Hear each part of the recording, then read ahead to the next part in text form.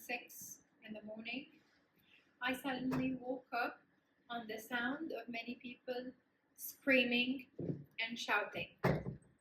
I got up off the floor where we slept that night in the place we took refuge to. I ran to hug my family.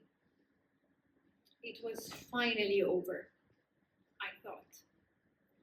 After a whole month of dying day and night, with all these nights of horror and terror, where the word scared can describe nothing of what it feels like.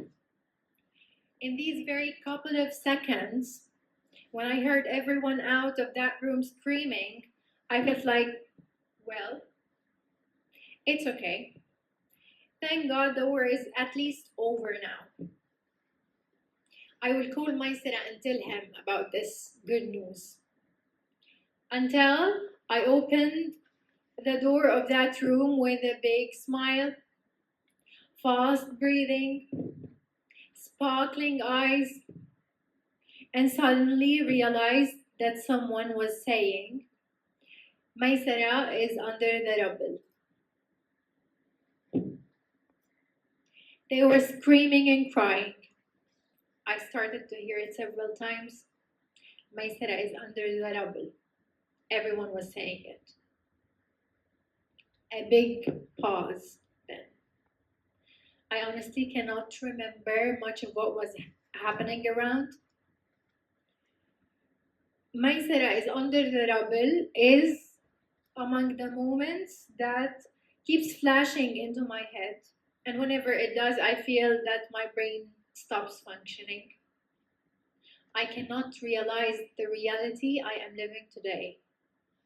For example, I don't fully realize why am I delivering such a speech today.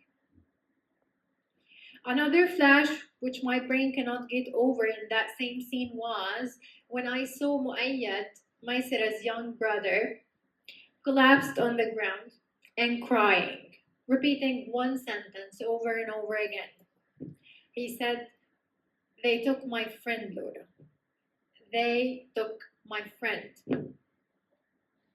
Maisara, his mother, his father, my lovely Uncle Azmi, his sister Urayb, his sister Azza, and her 3 young angels, Kareem, Sham, and Adam, were all murdered helpless in their home.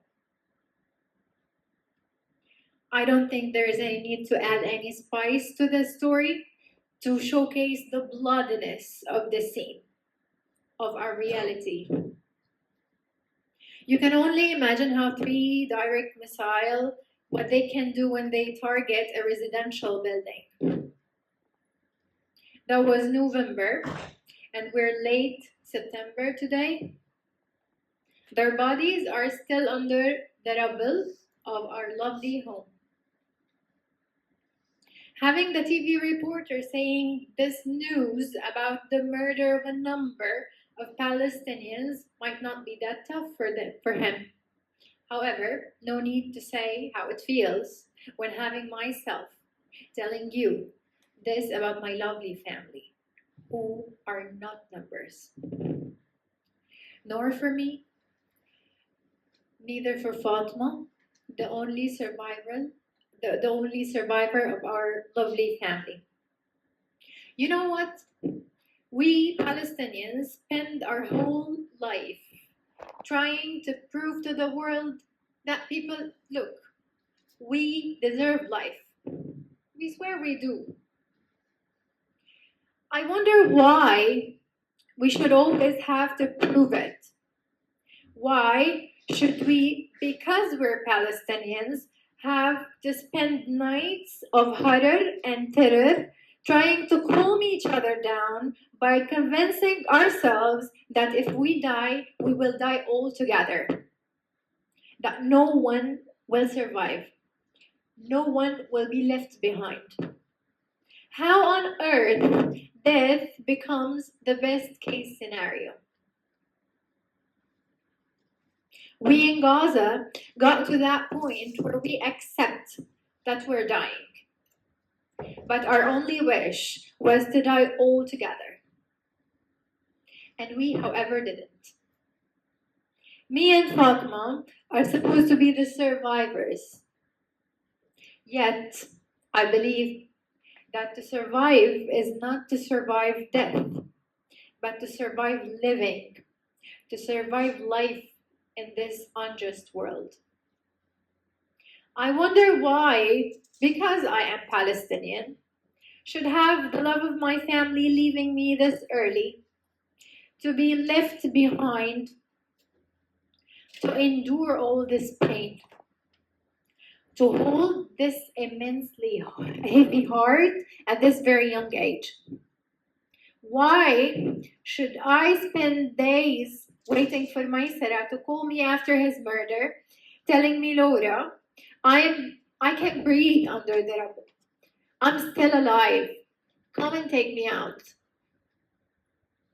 What if he tried to, but they were cutting off internet and phone services, just as what they did when Maisara and our whole family have been murdered with an Israeli fire belt?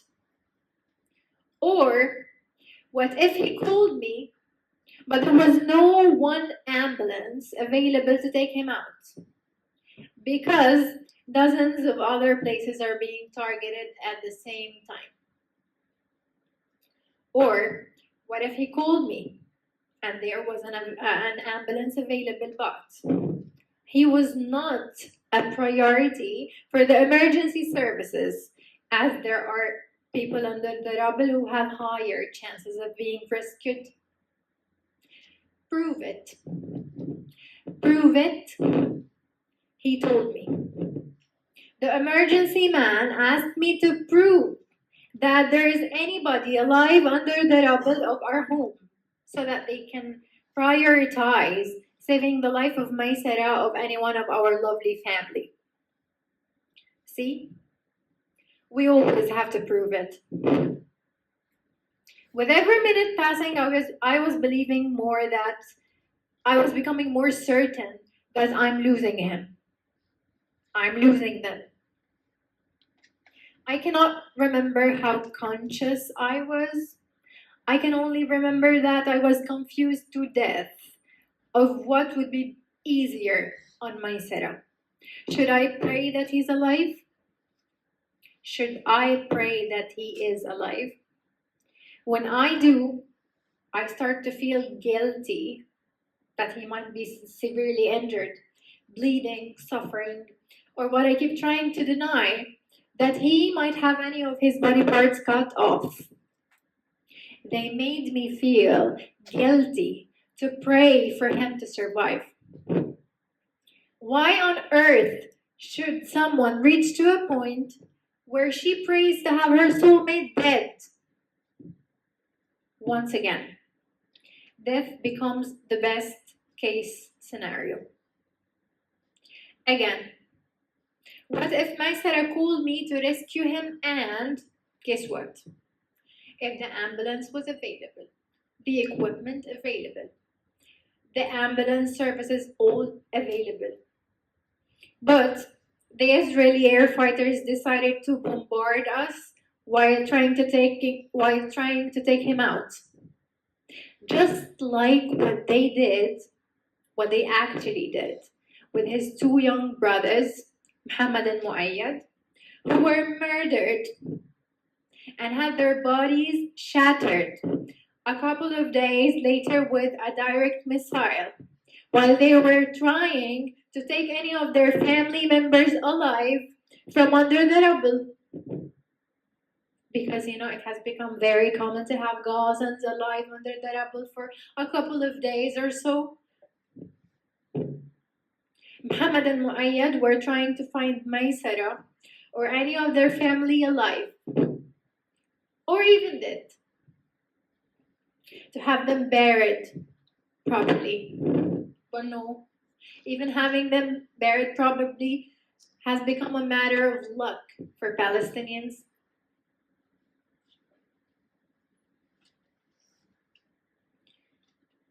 Today, like thousands of Palestinians who lost their family, I can see Maisara and our lovely family in every sparkling eyes, in the giggles of children, in the warmth of a family, in the smell of rain, in the ambitious eyes of the youth, in the unconditional care and love parents embrace their children with, in the innocence of children, in the peace we Palestinians never felt in this world.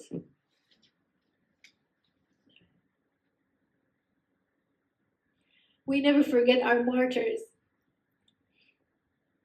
We never forget our beloved ones. We're made of our memories with them. We're made of them. Just like Palestine is made of us. Just like Palestine, which is made of us. If the whole world gives up on us, we never give up on our land, our home, our identity. We will never give up on ourselves. We deserve to be buried properly. We deserve to grieve properly. We deserve to be rescued. We matter. Our lives do matter. Thank you.